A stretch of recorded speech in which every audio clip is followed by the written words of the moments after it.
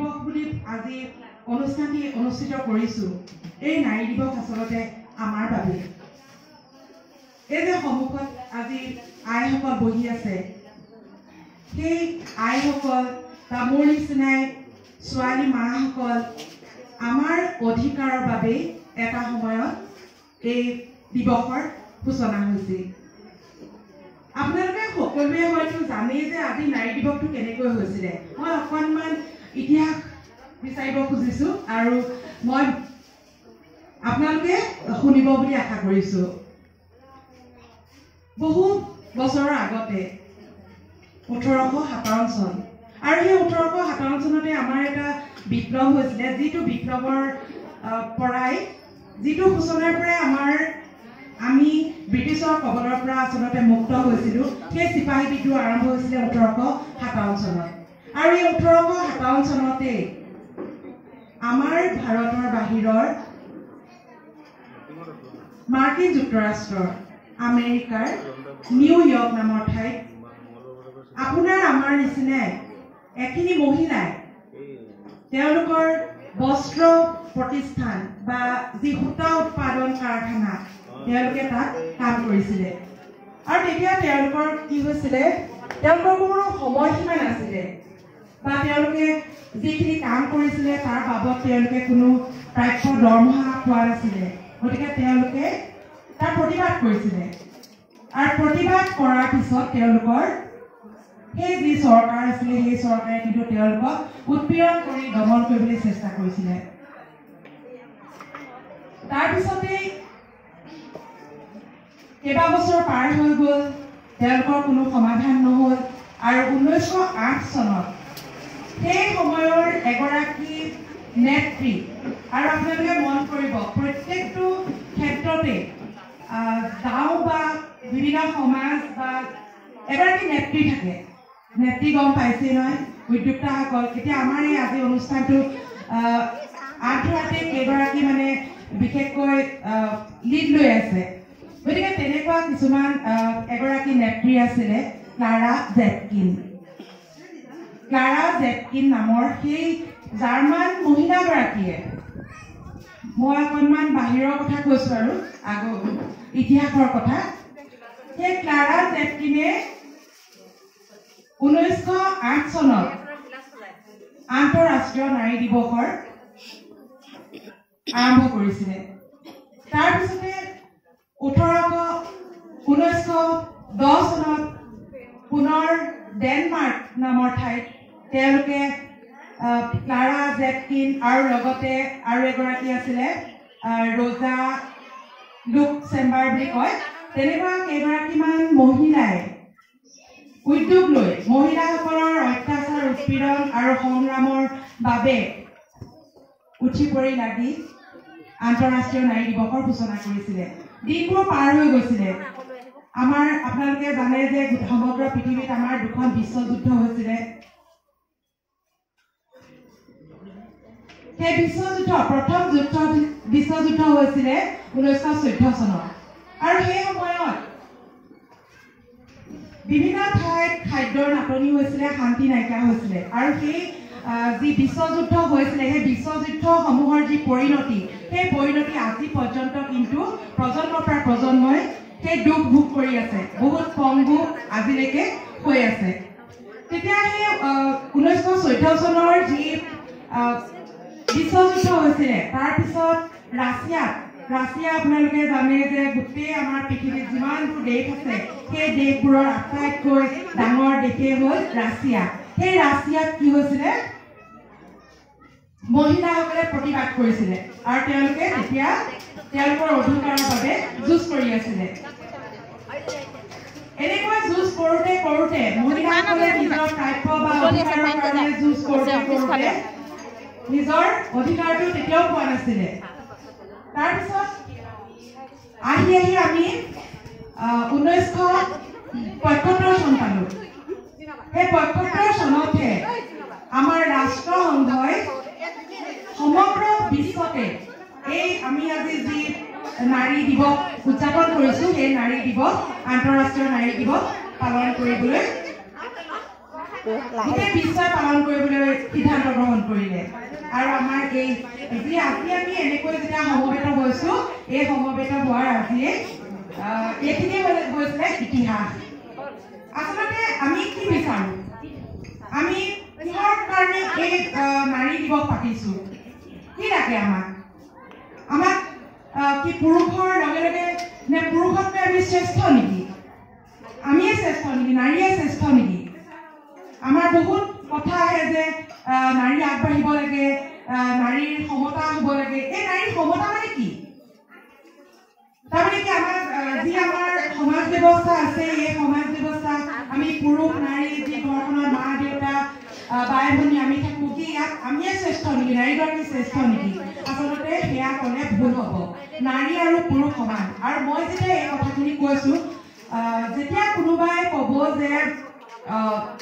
নাৰীয়ে শ্ৰেষ্ঠ তেওঁ আচলতে সেয়া নাৰীবাদৰ কথাহে ক'বলৈ যাব নাৰীবাদ আমি কেতিয়াও নাৰীবাদী নহয় আমি নাৰীৰ সম অধিকাৰহে বিচাৰো কেতিয়াও নাৰীবাদলৈ আমি যাব নিবিচাৰো আপোনালোকে ভুল নুবুজিব যে নাৰীবাদ আৰু নাৰীৰ সম অধিকাৰ বিচৰা এই দুটা সম্পূৰ্ণ বেলেগ বেলেগ অৰ্থ গতিকে আমি কি বিচাৰিছো আমি নাৰীৰ সমতা বিচাৰিছো মানে আমি ধৰক এখন গাড়ী দুটা চকা আছে এই দুইটা চকা একেলগে যাওঁ আৰু নাৰী পুৰুষ আমি তেনেকৈ সেই গাড়ীখনৰ দৰে আগবাঢ়ি যাব লাগিব আমিনো বহুতে কয় যে লাও পাতৰ তল মানে মহিলাসকল কি পাতৰ তল নেকি পুৰুষসকলতকৈ কি ইমান বেছি বেলেগ নেকি মই ভাবোঁ নহয় বহুত ক্ষেত্ৰত পুৰুষ ঠিক আছে আমাৰ পুৰুষ প্ৰয়োজন পুৰুষ অবিহনে আমাৰ মহিলাৰ কোনো অস্তিত্ব নহ'ব পুৰুষ নাৰী দুয়োৰে সমানে যাব লাগিব কিন্তু এই পুৰুষতকৈ মহিলা কোনো গুণে কম নহয় এইটো কাৰণতো যে আমাৰ অবয়ৱটো বেলেগ হ'ব পাৰে পুৰুষ এজন আৰু মহিলাৰ অবয়ৱটো বেলেগ কিন্তু পুৰুষৰ জানো গৰ্ভধাৰণ কৰাৰ ক্ষমতা আছে কোনোবা পুৰুষে জানো সন্তান জন্ম দি পাইছে নেকি কোনোবাই নাই পোৱা গতিকে সেই বিশেষ কাৰণটোতে আমি পুৰুষতকৈ শ্ৰেষ্ঠ বুলি মই নিজেও বা আপোনালোক সকলোৱে সেইটো গৌৰৱ কৰিব পাৰে কাৰণ বিশ্বতে যি আমাৰ পুৰুষ আৰু মহিলা আছে সেই সন্তান জন্ম দিব পৰা ক্ষমতাৰ কাৰণে আমি আটাইতকৈ শ্ৰেষ্ঠ বুলি ক'ব পৰা থল থাকে এইখিনিতে মই আজি যি 2025 বৰ্ষৰ আমাৰ আন্তৰ্জাতিক নাৰী দিৱস এই নাৰী দিৱসৰ বিষয়ে অকণমান কওঁ আজিৰ প্ৰত্যেকটো আমি 1975 চনৰ পৰা আমি কি কৰিছোঁ 1975 চনৰ পৰা আমি নাৰী দিৱস পালন কৰি আহিছোঁ আৰু প্ৰত্যেকটো দিৱসতে আমাৰ কিছুমান বিষয়বস্তু থাকে বা থিম বা বিষয়বস্তু থাকে আৰু 2025 বৰ্ষৰ আপোনালোকে ভাল পাব খুব সুন্দৰ এটা বিষয় যে আমাৰ মহিলাৰ কাৰণে খুব ভাল এইটো থিম যে আমি এম্পাৱাৰিং ওমেন আৰু এম্পাৱাৰিং হিউমেনিটি আৰু ইকুৱেলিটি ফৰ অল তাৰমানে আমি মহিলাসকলে সকলোৱে শক্তিবান হ'ব লাগে আৰু শক্তি পাই আমি মানৱতাৰ তেতিয়া আমি উত্তৰণ ঘটাব পাৰিম আৰু তাৰপিছতে আমাৰ মহিলাৰ যি অধিকাৰ বা সংগ্ৰাম সেই সংগ্ৰামত আমি ব্ৰতী হ'ব পাৰিম আৰু খুব ভাল লগা কথা আজি এইবাৰৰ থিমটো 2025 বৰ্ষৰ মনত ৰাখিব আপোনালোকে আৰু আপোনালোকে আইসকলে নিশ্চয় আপোনালোকৰ ল'ৰা ছোৱালী আছে কলেজত পঢ়া বিশ্ববিদ্যালয়ত পঢ়া ল'ৰা ছোৱালী আছে তেওঁলোকে আৰু ভালকৈ বুজি পাব এই বিষয়বস্তুটো আজিৰ তাৰপিছতে আজিৰ দিনটোৰ আজি আমাৰ দিনটোত আজি যদি আপোনালোকে কোনোবাই নাৰীয়ে আপোনালোকে এই তিনিবিধ বস্ত্ৰ পৰিধান কৰি আহিছে আপোনালোকে নিজেই আজি এতিয়া সুখ পাব শুনি পেলাই কাৰণ এইবাৰৰ যি নাৰী দিৱসৰ ৰং আছে সেই ৰং তিনিটা আছে সেই তিনিটা ৰং কি জানেনে বেঙুনীয়া আপোনালোকে কোনোবাই পিন্ধিছে নাই নাজানো আজি মই ভাবিছিলোঁ যে মই নাৰীৰ প্ৰতীক হৈ আজি মোৰ সাজ পোছাকটো তেনেকৈ পিন্ধো কিন্তু মোৰ সেই তিনি ভাগৰ তিনিটা নিমিলিলে কাৰণে মই সেই সাজটো পিন্ধি আহিব নোৱাৰিলোঁ আজি চাওকচোন প্ৰথমটো বেঙুনীয়া তাৰপিছত সেউজীয়া আৰু বগা এই তিনিটা ৰং আজি আমাৰ কাৰণে দিছে আমাৰ আজি এই তিনিটা ৰং বেঙুনীয়া সেউজীয়া আৰু বগা আৰু এই তিনিটাই বিভিন্ন অৰ্থ প্ৰকাশ কৰিছে তাৰ অৰ্থই মানে হ'ল যে নাৰীৰ একতা আৰু শক্তি এই তিনিটা ৰঙে নাৰীৰ শক্তি আৰু একতা প্ৰকাশ কৰিছে আৰু এই তিনিটা ৰঙে কি কি বুজাইছে গম পাইছেনে আপোনালোকে আমনি পাইছে নেকি মোৰ কথাবোৰ শুনি বাৰু ঠিক আছে এই তিনিটা ৰঙে বুজাইছে যে বেঙুনীয়া ৰংটোৱে আমাৰ মহিলাসকলৰ ন্যায় বুজাইছে আমাৰ মহিলাক ন্যায় লাগে মহিলাসকলে ন্যায় লাগে যদি কোনোবা মহিলাই ন্যায় নাপায় সেই ন্যায় আমি পাব লাগিব আজিৰ দিনটোৰ কথা বা 2025 বৰ্ষৰ এইটো বিষয় আৰু ৰং যে ন্যায় লাগিব আৰু আমি গৌৰৱ কৰিব লাগিব যেনেকৈ এই প্ৰেৰণা বা আজি মোকো মাতি আনিছে লেখিকা হিচাপে বা আমাৰ এই বাইদেউক মাতি আনিছে এগৰাকী উদ্যোগী মহিলা হিচাপে মানে আজি গৌৰৱ কৰিব লাগিব আমি মহিলাক আজি গৌৰৱ কৰিব লাগিব বেঙুনীয়াই সেইটো বুজাইছে যে আমি ন্যায় পাব লাগিব গৌৰৱ কৰিব লাগিব আৰু আমি সংগ্ৰাম কৰিব লাগিব সংগ্ৰামক প্ৰতিনিধিত্ব কৰিছে আৰু এই সেউজীয়া ৰংটোৱে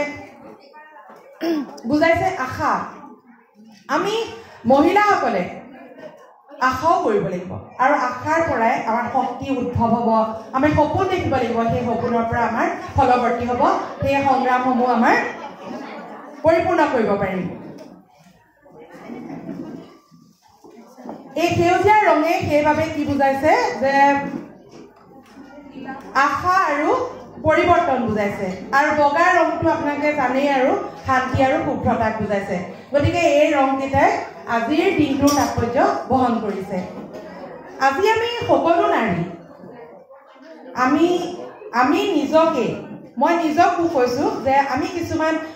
অনুপ্ৰেৰণামূলক বাক্যৰে আমি নিজক সজাব পাৰো আচলতে প্ৰতিগৰাকী নাৰীয়ে ছোৱালী বোৱাৰী আই সকলোৱে আজি আমি নিজকে কেইটামান অনুপ্ৰেৰণাৰে নিজক অনুপ্ৰাণিত কৰিব পাৰো আমাক পুৰুষসকলে আমাক কিমান উৎসাহ উদ্দীপনা যোগায় মই সেয়া নাজানো কিন্তু আমি নিজে নিজকে সেইখিনি উদ্দীপনা যোগাব পাৰো আৰু সেই তাৰ কেইটামান মই বাক্য কম সেইকেইটা মানে আজিৰ 2025 বৰ্ষৰ নাৰী আন্তঃৰাষ্ট্ৰীয় নাৰী দিৱসৰ অনুপ্ৰেৰণামূলক বক্তব্য বুলি প্ৰকাশিত হৈছে আৰু সেইকেইটা হ'ল যে আমি নাৰীসকল কোনো গুণে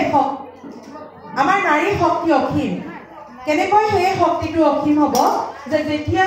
সেই নাৰীগৰাকীয়ে নিজৰ সেই শক্তিটো বুজি পাব তেতিয়াহে আপুনি এনে নিজৰ শক্তি থাকিলে নহ'ব সেই শক্তিক আমি জানিব লাগিব আৰু সেই শক্তিটো প্ৰয়োগ কৰিব লাগিব দ্বিতীয়টো হৈছে মহিলাসকল বা নাৰীসকল এটুকুৰা চাহপাতৰ লগতো তুলনা কৰিব পাৰি এটুকুৰা চাহপাত সেই চাহটো পাল যেতিয়া গৰম পানীত দি দিয়া যাব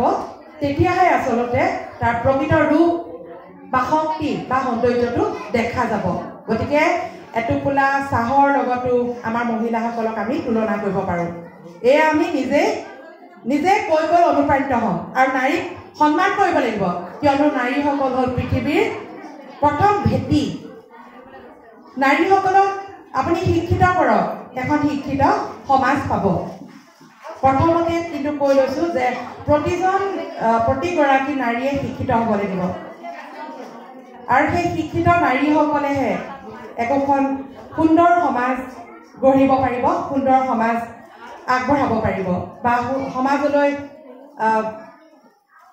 মানৱ সম্পদ একোটি আগবঢ়াই দিব পাৰিব আৰু মই নিজকেও কওঁ মই নাৰী মই অদম্য সাহসী মই অসাধাৰণ মই নিজকে কৈছোঁ তাৰমানে আপোনালোকে প্ৰত্যেকেই নিজক সেইটো বুলি ভাবক মই নাৰী মোৰ অদম্য সাহস আছে আৰু মই অসাধাৰণ বুজি পাইছে কথাটো আমি নিজকে সেয়া অনুপ্ৰাণিত কৰি গৈছোঁ আৰু এইখিনি হ'ল আমাৰ অনুপ্ৰেৰণামূলক কথা আজিৰ বৰ্তমানৰ নাৰীসকল বিশেষকৈ অসমৰ নাৰীসকল বহুত আগবাঢ়ি গৈছে বহুত আগবঢ়া বুলি ক'ব লাগিব আৰু অসমৰ বিশেষকৈ আমাৰ সৰুপথাৰ অঞ্চলৰ মহিলাসকল মই নাভাবোঁ যে বহুত পিছ পৰি আছে কিন্তু এটা সময়ত কি হৈছিলে নাৰীসকলে নিজৰ অকণমান খাদ্যৰ কাৰণেও হাহাকাৰ কৰিব লাগিছিলে এখন ঘৰত যদি পুৰুষ আৰু মহিলা থাকে প্ৰথমতে কোনে ভাগটো পায় প্ৰথমতে পুৰুষজনক ভাল ভাল বস্তুবোৰ খাবলৈ দিয়া হয় তেওঁলোকক ধুনীয়াকৈ সজাই পৰাই গৃহস্থ বুলি ভালৰ ভালটো খাবলৈ দিয়া হয় শেষৰ ফালে নাৰীগৰাকীৰ কি থাকেগৈ নাৰীগৰাকীৰ পাতত হয়তো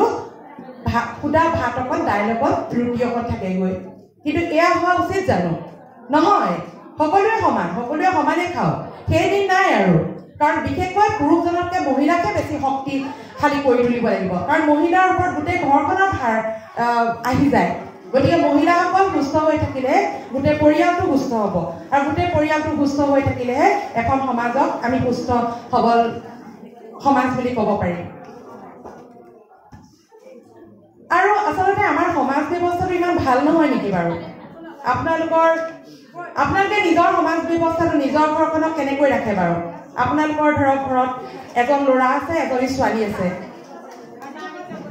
ধৰি লওক আপোনালোকৰ ঘৰখনৰ কোনোবা এজন ল'ৰা ক'ৰবালৈ ফুৰিবলৈ গৈছিলে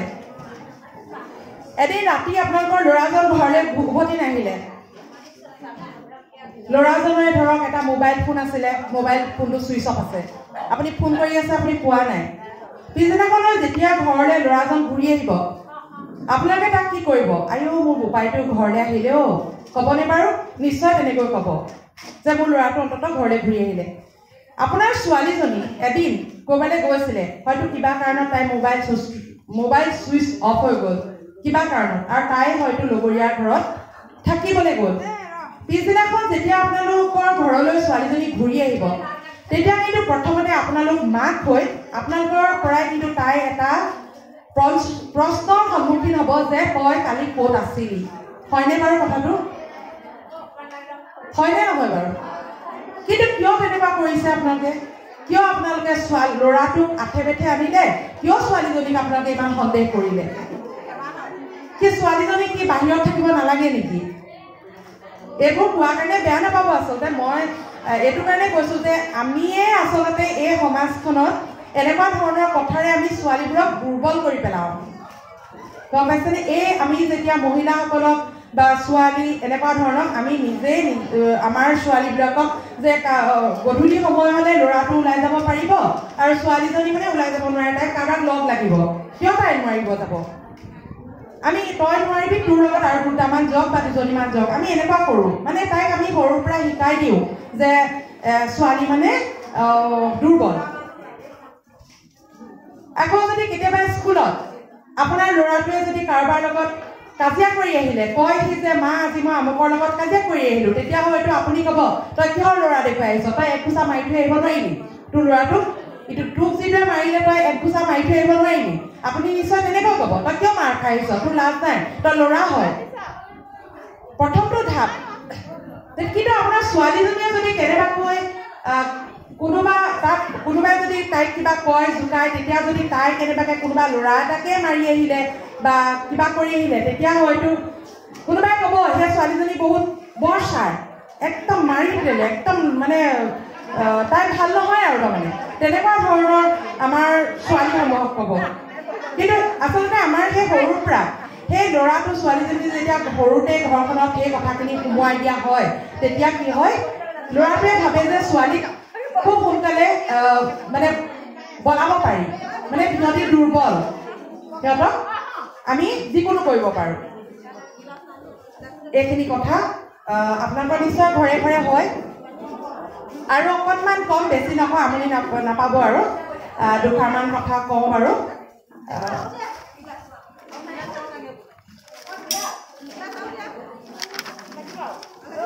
এতিয়া আমি যি সমতাৰ কথা কওঁ সেই সমতাৰ আচলতে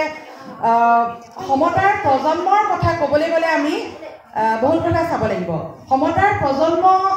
কি আচলতে সেই সমতাৰ প্ৰজন্ম বুলি কোৱাৰ লগে লগে আমি কি কৰোঁ আমি অতীজৰ আমি মহাভাৰত ৰামায়ণৰ কথালৈও আমি যাব পাৰোঁ যে সেইটো সময়ত যিটো সময়ত দ্ৰৌপদী মহাভাৰতৰ দ্ৰৌপদীয়ে নিজৰ অহংকাৰৰ কাৰণে কি কৰিছিলে নিজৰ অহংকাৰটোৰ কাৰণে দুৰ্যোধনক মানে মহিলাসকলক উৎপীড়ন কৰিবৰ কাৰণে উদ্বুদ্ধ কৰি তুলিছিলে আকৌ তেনেকৈ ধৰক কৈকেয়ী আপোনালোকে জানেই কোন কৈকেয়ী আমি ৰামায়ণৰ পৰা তুলি আনিছোঁ সেই কৈকেয়ীয়ে নিজৰ লালসাৰ বাবে ৰাজ্যৰ লালসাৰ বাবে বা নিজৰ পুত্ৰৰ অন্ধ প্ৰেমৰ কাৰণেও ৰামৰ যি প্ৰজন্ম আছিলে সেই প্ৰজন্মখিনিকে বহুত শাস্তি ভোগ কৰাইছিলে কিন্তু তাৰ বিপৰীতে কি দেখিলোঁ আমি যদি শংকৰদেৱৰ কথা চাওঁ, শংকৰদেৱৰ বুঢ়ীমাক খেৰকুটীয়াই খুব ভাল লাগে নমস্য ব্যক্তিক। সেই শংকৰদেৱক দেখোন ইমান ডাঙৰ বয়সতো আহি পেলাই মহেন্দ্ৰ কন্দলীৰ টোলত নামভৰ্তি কৰাই এজন সুযোগ্য পুত্ৰ সুযোগ্য ছাত্ৰ হিচাপে পৰিগণিত কৰাইছিল। গতিকে সেইবোৰ আমাৰ সমতাৰ প্ৰজন্ম, আৰু সেই সমতাৰ প্ৰজন্মৰ কথা ক'বলৈ যোৱাৰ লগে লগে আমি আমাৰ অসমৰ বিশেষকৈ আমি প্ৰথম এৰোপ্লেন চলোৱা ধীৰা হাজৰিকা বা চন্দ্ৰপ্ৰভা শইকীয়ানী, যিগৰাকী আমাৰ ভাৰতৰ স্বাধীনতা সংগ্ৰামী, যিগৰাকীৰ অক্লান্ত প্ৰচেষ্টাত মহিলাসকল ওলাই আহিছিল, আৰু আমি প্ৰথম অসমীয়া বোলছবিৰ অভিনেত্ৰী আইদেউ সন্দিকৈ, এইসকলৰ কথা আমি তুলনা কৰিব পাৰোঁ। আৰু তেওঁলোকৰ যি অদম্য সাহস আছিলে, সেই সাহসক আমি আজিও চেলুট কৰা উচিত। তেনেকৈ আৰু এটা কথা কওঁ, আমি কিন্তু মহিলাসকলে মহিলাৰ হাত ধৰি যাবই লাগিব। আমি এই যে কোনোবা মহিলাই কেতিয়াবা ঘৰৰ আপোনালোকে কিমানে বাৰু নিজৰ বোৱাৰীগৰাকীক নিজৰ ছোৱালী হিচাপত লয়, কিমানগৰাকী বোৱাৰীয়ে নিজৰ শাহুগৰাকীক নিজৰ মা বুলি ভাবে, এইটো কিন্তু বৰ ডাঙৰ কথা।